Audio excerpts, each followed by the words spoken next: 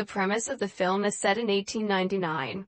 Dr. Alexander Hartigan is an associate professor of applied mechanics and engineering at Columbia University. The movie starts as we see him working on a formula, so much invested that his friend and colleague, David Philby, has to remind him of his date with his girlfriend Emma at 5. Hearing this, Alexander quickly picks his notes and rushes back to his house to get ready.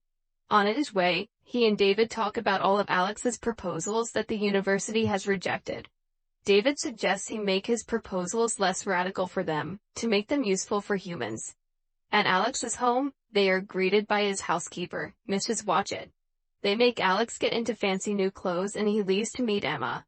He finally meets Emma. The two walk in the Central Park talking. Alex brings up his deteriorating health, and claims he will only be good again when she marries him. Emma, with teary eyes, accepts his proposal. After a little hassling through his pockets, he gives her a ring with her birthstone embedded in it. Emma is over the moon. However, a man suddenly approaches them and circles around. He asks them for their money. When Alex tries to retaliate, the mugger points his gun at him. Alex complies and gives the mugger his wallet and watch, but when he asks for Emma's ring, they deny it. The man then tries to snatch it from her and shoots her dead while struggling. Alex holds her in his arms calling her name, while she takes her last breath and dies. He is beyond devastated as he hugs her limp corpse and cries in vain. The scene cuts to 4 years later. Alex is writing a formula on the board, researching something like he always does. He has still not been able to get over Emma's death, and has been busy with his work ever since. David and Mrs. Watchett are worried for him. That day when David comes to meet him, he notices something on the other side of the curtains and demands David to tell him what he is working on. David invites him for dinner in a week and offers to show him his invention then. A week goes by, and it is finally the day. Alex dresses himself up, for the first time since Emma's death. He then opens the curtains and we see a piece of huge machinery on the other side. It has many wheels and gears. In the middle, a chair is embedded. Alex sits on it and looks at Emma's picture on a locket. He slowly pulls down a lever, making a sphere shield around him. The machine then puts itself in motion. When Alex pulls down a final lever, the camera zooms into a pocket watch and we see its hand move in an anti-clockwise direction. As it turns out, the machine Alex is using is a time machine. He has put his blood and sweat into the machine, to go back to the day Emma died 4 years ago and save her.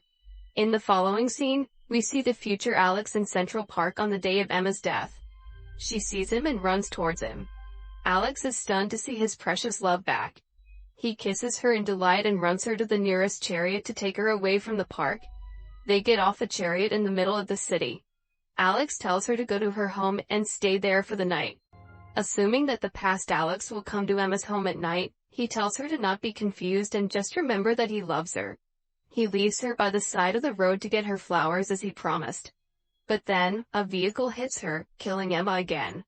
Alex realizes that he cannot change Emma's fate and no matter what he does, she will die that night. But he doesn't give up. He believes that the people from the future have surely found a way to alter this factor, so he decides to go into the future and study futuristic time machines. He gets into the machine and pulls down the lever again, this time setting the time to 2030. As he travels through time, he sees the world around him changing. In 2030, he sees an advertisement for a settlement being established on the moon. He goes to the New York Library, hoping to find a book on time travel where he meets a hologram of the librarian named Vox 114, and is stunned by the technology. However, when he talks about time travel, Vox 114 reveals that there hasn't been any invention of such sort. Thinking that he would have better luck a couple of years later, he gets into the machine again and now travels to the year 2037. In 2037, the world has been fully destroyed. The lunar habitation program has made the Earth inhabitable because the moon was pulled closer to it. The gravitational forces of the bodies change, causing frequent earthquakes and tsunamis on Earth. The lunar habitation has caused a huge crack on the surface of the moon. 2 policemen, who are evacuating the Earth, arrest Alex to take him to his evacuation center. As he resists them, the ground starts to shake and splits in half, spilling out hot lava. Alex quickly gets into his machine and drives away, but amidst the chaos, hits his head on a piece of metal, making him go unconscious. The time machine starts its journey, but an unconscious Alex isn't there to stop it. When he finally opens his eyes, he sees that he has reached the year 802,701 and quickly stops the machine before falling unconscious again. He wakes up in a bed with his wounds healed. As he wears his clothes, a little boy approaches him and runs away. Alex follows the kid and sees that the future humans have reverted to a primitive lifestyle and live on cliffs. They all come to Alex and watch him in awe, but do not seem to understand English, except for a girl named Mara who can speak the language fluently. Alex tells her that he is a time traveler, but Mara tells the others he is just a wandering fool so that they won't kill him. Those people are called the Eloise. A loud honking is heard, and everyone goes into their shed. That night, he stays at Mara and her brother, Kalen's place. He sees the broken pieces of the moon in the sky. The following day, Mara takes Alex to his time machine. The two see that it has not been damaged. Mara insists Alex take Kalen with him to the past. Before Alex can ask why, loud honking is heard in the background. Mara freaks out and runs to save Kalen, as a confused Alex follows her. Everyone around them starts running back to the cliffs as well. Suddenly, Alex comes face to face with a beast-like creature. They are called the Morlocks. More of them emerge from the ground and start attacking everyone. They tie the people they can get their hands in, and take them into the ground. Alex watches as one of them gets Mara and sinks with her into the soil. When all of them are gone, Alex tries asking the others where the Morlocks take them, but Kalen tells him that when the Eloise are taken, they are not supposed to talk about it. Kalen then takes Alex to the opening to the world of the Morlocks. They climb down into a cave and Alex realizes that it is the New York Library.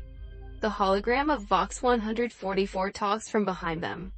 Since the technology worked on solar power, he has survived all these years. Alex is beyond surprised, and asks him what is going on with the world now. Vox 114 replies that the human race has evolved into two, Eloise and Morlocks. This is the nature of the world now. The Morlocks come to the surface to hunt Eloise for survival. Vox then reveals that to reach the world of Morlocks, they should follow the breathing. Kalen and Alex hear the noise and follow it to reach a massive statue of a demonic face whose mouth is an opening to Morlock's world. He leaves Kalen outside and climbs down underground carefully. He finally reaches the place and sees a whole civilization there. He then sneaks into a room, and accidentally falls into a pond full of human remains. Alex is then found by a Morlock and sent into their leader's chamber. The leader explains that when the moon dissociated, some people sank under the ground with nowhere else to go. Over the years, they evolved into flesh-eating Morlocks. Others miraculously survived on the surface and repopulated, the Eloise. The Morlocks tried to come back to the surface, but couldn't because of the years of underground evolution. So they started to hunt the humans from the surface for food and breeding. The leader also reveals that he has the power to control both Eloise and Morlock's minds, and controls the balance of the world through them. He has also read Alex's mind, and knows that he is a time traveler and his desire is to bring Emma back.